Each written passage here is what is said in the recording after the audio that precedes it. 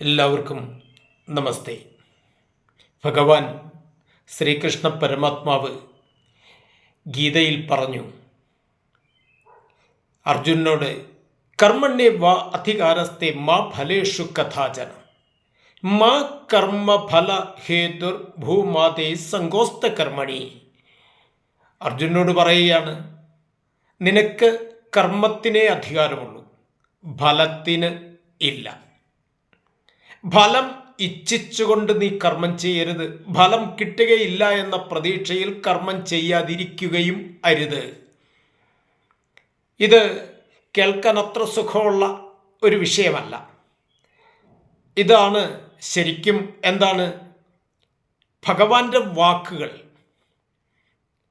കർമ്മം എല്ലാവർക്കും കർമ്മം നിശ്ചയിച്ചിട്ടുണ്ട്.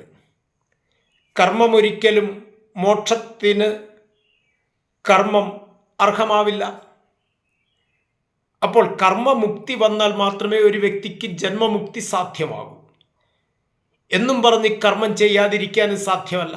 കർമ്മം ചെയ്യുകയും ചെയ്യണം. ഇത് രണ്ടും പരസ്പരം പൊരുത്തക്കേടുണ്ടാക്കുന്നതാണ് എന്ന് നമുക്കറിയാം. സാമാന്യ ബുദ്ധിയാണ്. യഥാർത്ഥത്തിൽ ഭഗവാന്റെ വാക്കുകളുടെ പൊരുളെന്താ?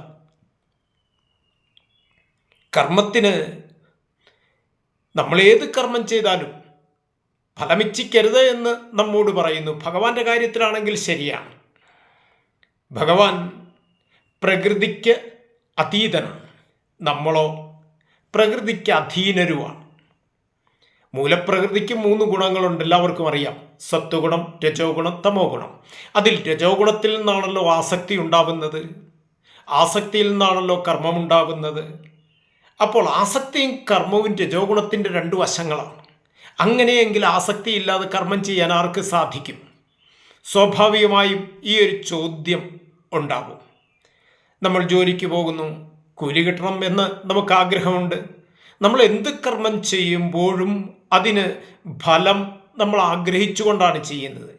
പക്ഷേ ഇവിടെ ഭഗവാൻ പറയുന്നത് ഫലാപേക്ഷ കൂടാതെ കർമ്മം ചെയ്യണമെന്ന്. യഥാർത്ഥത്തിൽ എന്താണ് ഭഗവത് ഉപദേശത്തിൻ്റെ മർമ്മം?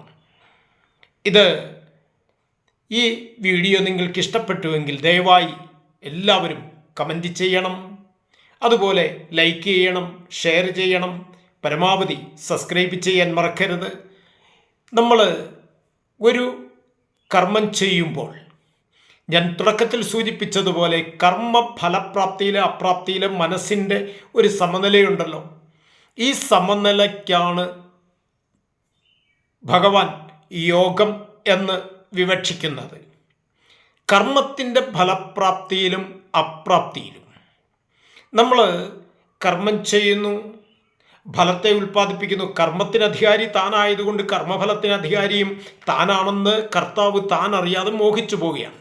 യഥാർത്ഥത്തിൽ കർമ്മത്തിന് അധികാരി താനും കർമ്മഫലത്തിന് അധികാരി ഈശ്വരനുമാണെന്ന് വരുമ്പോൾ ഈശ്വരാർപ്പിതമായി കർമ്മം ചെയ്യാൻ കഴിയും. അങ്ങനെ ചെയ്യുമ്പോൾ കർമ്മത്തിൻ്റെ ഫലപ്രാപ്തിയിലും അപ്രാപ്തിയിലും മനസ്സിനൊരു സമനില പാലിക്കാൻ കഴിയും. ഈ സമനിലയാണ് യോഗം. അങ്ങനെ നിരന്തരമായി പരിശീലനം കൊണ്ട് കർമ്മ വിമുഖനാവില്ല. പക്ഷേ ഈ വ്യക്തി കർമ്മം ചെയ്തുകൊണ്ടേയിരിക്കുന്നു.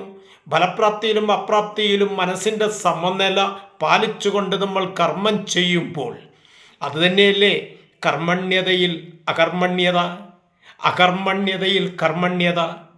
ഇങ്ങനെ കർമ്മം ചെയ്യുമ്പോൾ ഈ കർമ്മചക്രത്തിൻ്റെ ഭ്രമണം മന്ദഗതിയിലാവും.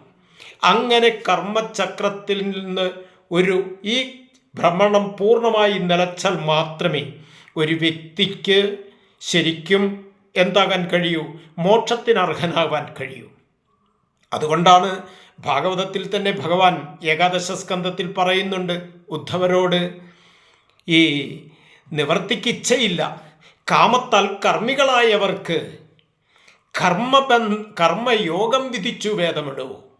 നിവർത്തിക്കിച്ഛയില്ല, കർമ്മമാർഗത്തിൽ നിന്ന് നിവൃത്തനാകാനുള്ള താല്പര്യമില്ല. അങ്ങനെ കാമത്താൽ കർമ്മികളായവർക്ക് ആണ് കർമ്മയോഗം തന്നെ വിധിച്ചിരിക്കുന്നത്. കർമ്മയോഗമാക്കാൻ കഴിയണം. ഇതാണ് ശരിക്കും ഭഗവാന്റെ ഗീതോപദേശത്തിൻ്റെ പൊരുൾ. എല്ലാവർക്കും നമസ്തേ.